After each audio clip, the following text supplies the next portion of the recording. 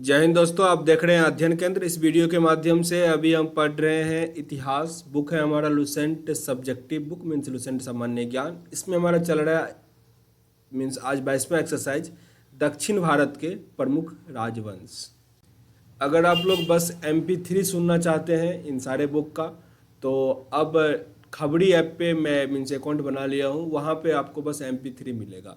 क्योंकि बहुत सारे स्टूडेंट कमेंट में मेंशन कर रहे थे कि बस MP3, क्योंकि उसमें डाटा कम बर्बाद होता है। ओके, हालांकि बर्बाद नहीं होता है, आप वैसे ही बर्बाद करते ही होगे, पढ़ाई में उसको यूज ही कहा जाता है। ओके, तो आज जो हमारा एक्सरसाइज है दक्षिण भारत के प्रमुख राजवंश। कई सारे वंश हैं, सारे प्रश्न मीन्स वंश इंपॉर्टेंट ही हैं इसमें। तो चलो स्टार्ट करते हैं। पहला दिया गया पल्लव वंश। पल्लव वंश, पल्लव वंश के संस्थापक कौन थे?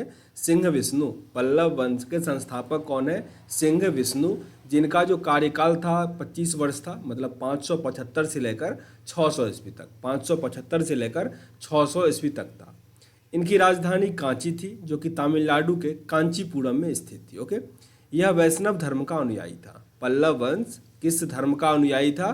तो वैष्णव धर्म का। यहाँ पे सिंह विष्णु की हालांकि बात की जा रही है। सिंह विष्णु किस धर्म का अनुयायी था? वैष्णव धर्म का। प्रश्न ये इंपॉर्टेंट बनेगा आपका, कांची जो कि तमिलनाडु में है, कांचीपुरम में, वहाँ पे अपनी राजधानी किसने बनाई थी? तो सिंह विष्णु ने बनाई थी।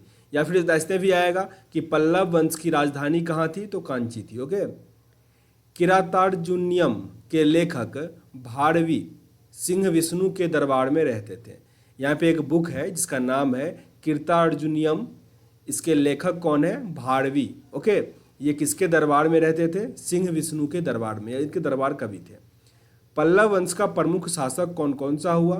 तो महेंद्र वर्मन प्रथम, नरसिंह वर्मन प्रथम, महेंद्र वर्मन द्वितीय, परमेश्वर वर्मन प्रथम, नरसिंह वर्मन द्वितीय और नंदी वर्मन द्वितीय। ये कुछ प्रमुख शासक हुए जो पल्लव वंश के थे।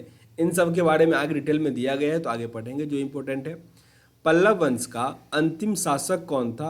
अपराजित वर्मन। अपराजित वर्मन पल्लव वंश का अंतिम शासक था, जो कि 879 से लेकर 897 तक चला। तो अगर आपसे ये प्रश्न आ जाए कि पल्लव वंश कब अंत हो गया, तो 897 में। और अंतिम शासक कौन था? अपराजित वर्मन। मत विलास प्रहसन की रचना महेंद्र वर्मन ने की थी। मत विलास प्रहसन की रचना किसने की थी? महेंद्र वर्मन ने की थी। अगर बस महेंद्र वर्मन लिखा है, इसका मतलब हुआ महेंद्र वर्मन प्रथम। ओके, महेंद्र वर्मन शुरू में जैन मतावलंबी था, परंतु बाद में तामिल संत अप्पर के प्रभाव में आकर शैव बन गया था। ओके, अच्छा, यहाँ से एक प्रश्न आपसे हम पूछेंगे, कमेंट बॉक्स में बताइएगा कि वर्धन वंश जो था, वर्धन वंश, इससे पहले हम पढ़े हैं, उसका कौन सा शासक था जो पहले तो शैव वंश का था, मीन्स शिव भगवान की उपासना करता था, उसके बाद वो बौद्ध धर्म में कन्वर्ट हो गया। ओके, ये आपको कमेंट बॉक्स में बताना है। यहाँ पे महेंद्र वर्मन ने क्या किया? ये पहले जैन मतावलंबी था और फिर बाद में शैव धर्म को या शैव बन गया। ओके, महाबलीपुरम के एकादशम मंदिर, जिन्हें रथ कहा गया, का निर्माण पल्लव राजा नरसिंह वर्मन प्रथम के द्वारा करवाया गया था। रथ मंदिरों की संख्या 7 है।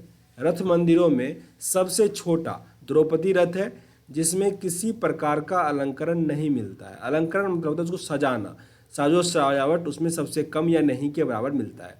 इस प्रश्न को फिर से रिपीट करो।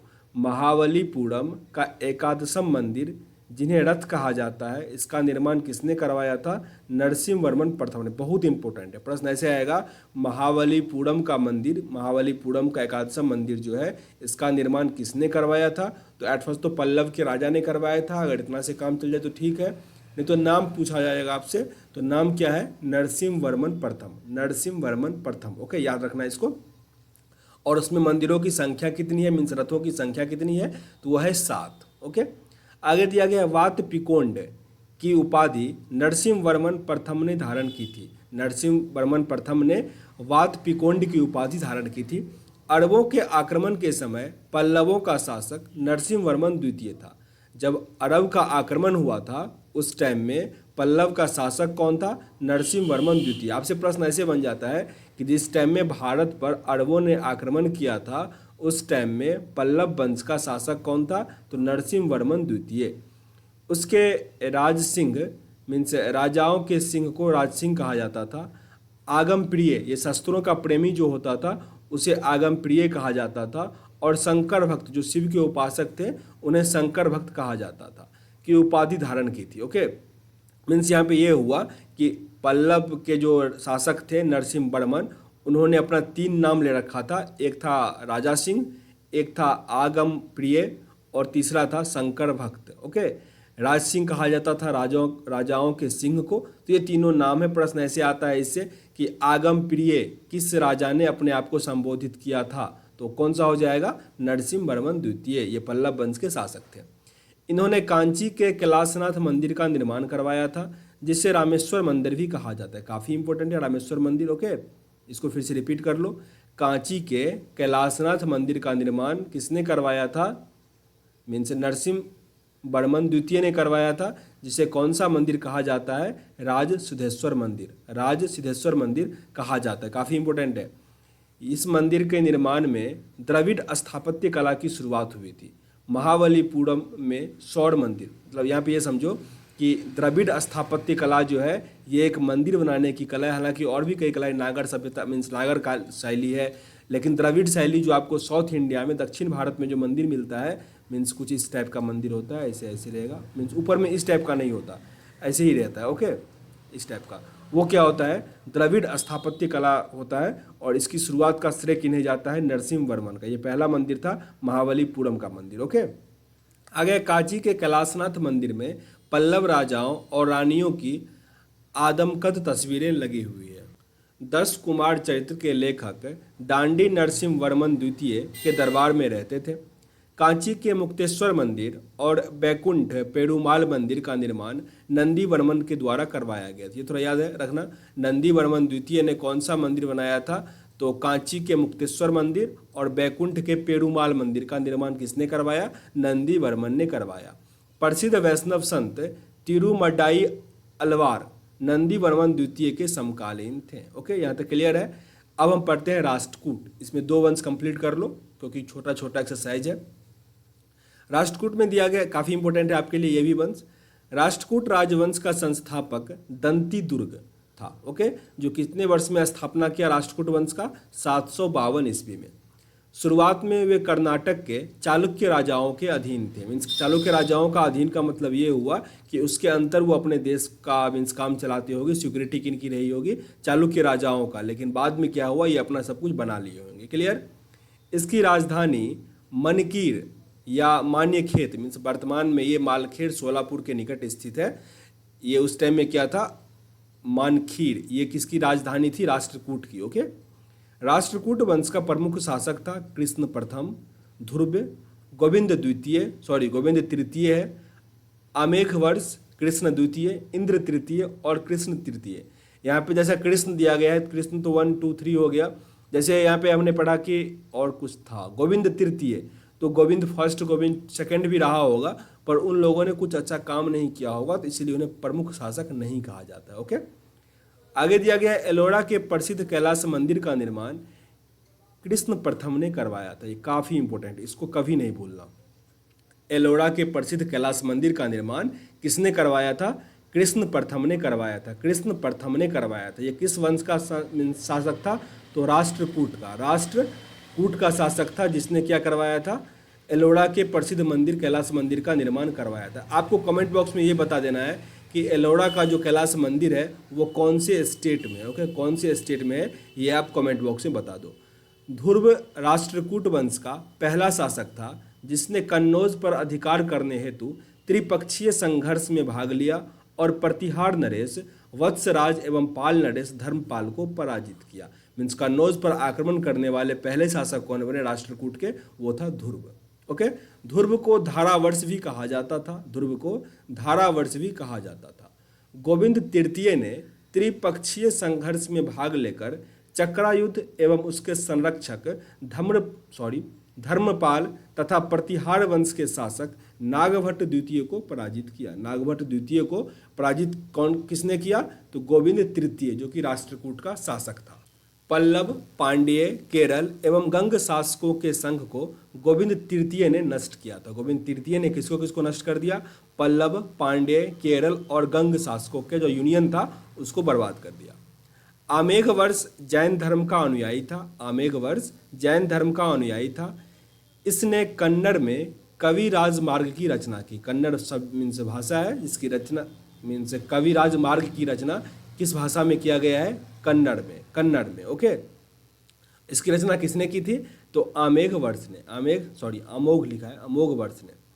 आदि पुराण की रचना जिनसेन, गणितासार संग्रह के लेखक महावीराचार्य एवं अमोघ वृत्ति के लेखक सक्तायना अमोघवर्ष के दरबार में रहते थे। ओके, ये सब बहुत अधिक इंपॉर्टेंट नहीं है इसलिए मैं रिपीट नहीं कर रहा।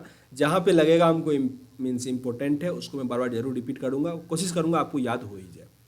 अमोघवर्ष ने तुंगभद्रा नदी में जल समाधि लेकर अपने जीवन का अंत कर लिया। ये इंपॉर्टेंट हो गया। फिर अमोघवर्ष क्या थे? लेखक थे जो कई सारे बुक भी लिखे ऊपर। उन्होंने क्या किया? तुंगभद्रा नदी में जल समाधि ले ली और उनकी मृत्यु हो गई वहीं पे।